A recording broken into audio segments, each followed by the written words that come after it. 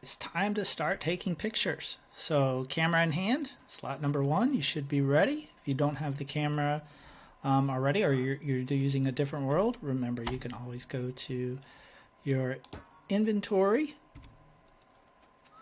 and type in camera and of course place it wherever you'd like.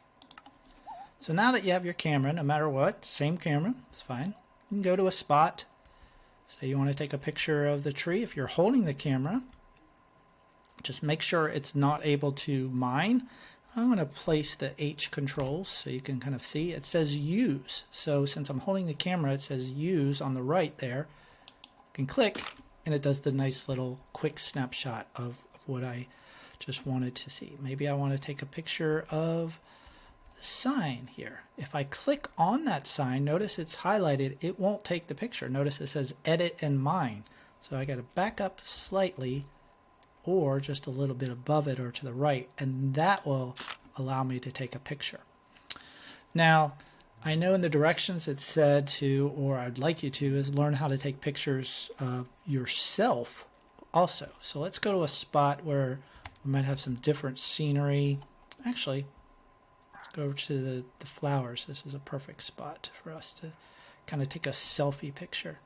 So I'm going to go over here, and if I'm facing this way and I take the picture, just use, it's going to take that. But I want it to take me, so I have to change the perspective. F5 is a keyboard function, so F5, I tap it, and now I see the back of me. So that changes the perspective. Well, that's not going to help me take a picture, because if I take a picture now, it's just going to show what's on the screen. If I turn around this way, it's still going to show the back of me looking at those things. Maybe you want that. Maybe you want to say you were looking at something. If I do F5 again, now I see the front of me, and if I go down, up, imagine like there's a string attached all to the center of the character, and it can go all around it, and so it's always going to be looking at you. And so I up and down however I want, and now I right click or use to take the picture, and now I have this picture. So those are several ways. Let me switch F5 back. If you're on a touch screen and you're trying to change your perspective, you would have to go to the settings. There's not a quick, of course, function button. So I'm going to go up here and just show you one more way that we could possibly do this. So let's say I go down here by the boats.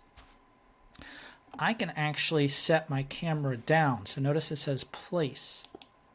And that puts a camera on the ground. And what's neat about this is, let's say you didn't want to change perspectives.